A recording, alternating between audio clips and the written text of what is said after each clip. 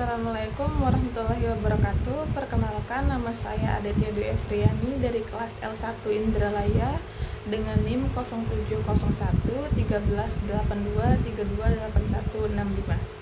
Baiklah, di sini saya akan menjelaskan mengenai pengertian hukum perburuan.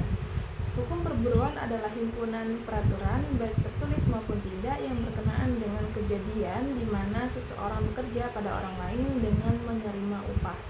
Menurut Profesor Imam Supomo SH dalam bukunya yang berjudul Pengantar Hukum Perburuan, mengemukakan pendapat beberapa para ahli mengenai hukum ketenagakerjaan.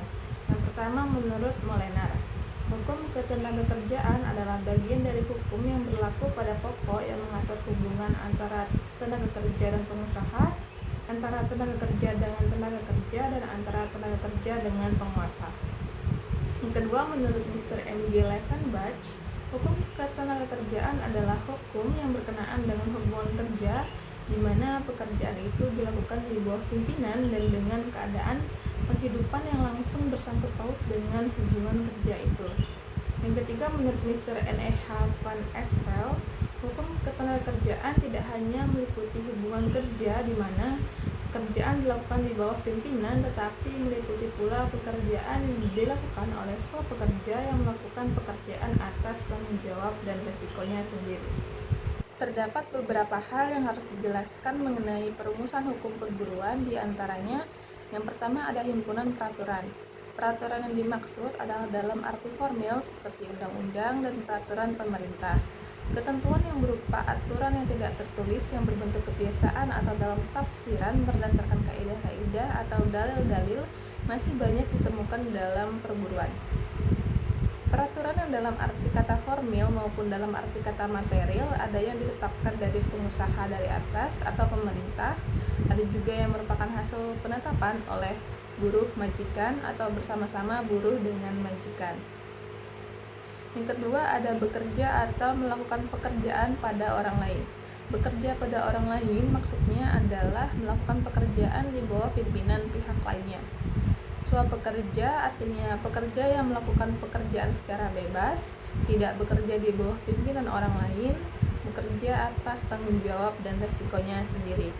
Contohnya adalah seorang dokter dengan pasiennya atau seorang advokat bersama klien-kliennya. Pekerjaan yang di bawah pimpinan orang lain ada yang tidak termasuk perburuan. Misalnya pekerjaan yang dilakukan untuk orang lain secara sukarela, pekerjaan yang dilakukan karena perintah negara. Yang ketiga ada dengan menerima upah.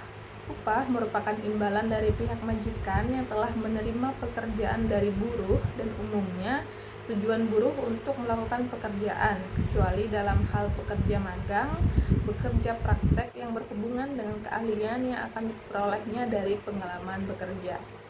Dan yang terakhir ada hal-hal yang berkenaan dengan hubungan buruh dengan majikan. Hubungan buruh dengan majikan yang berkenaan dengan sakit, mendapat kecelakaan, cuti, jaminan sosial, dan lain-lain bila hubungan kerja diputus karena buruh tidak mampu lagi bekerja. Yang kedua, mengenai karakteristik hukum perburuan.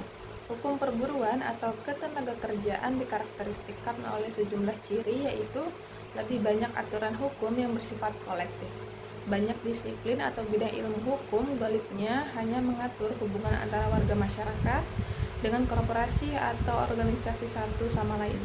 Sebaliknya, di dalam bidang kajian hukum perburuan, pengaturan yang ada mencakup tidak hanya hubungan antara majikan dengan buruh atau dengan tataran individu, melainkan juga dengan serikat pekerja, dengan asosiasi pengusaha satu dengan lainnya, termasuk juga antara organisasi tersebut dengan anggota-anggotanya.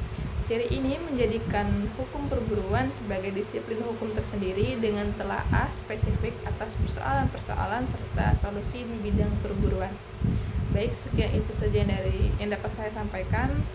Wassalamualaikum warahmatullahi wabarakatuh.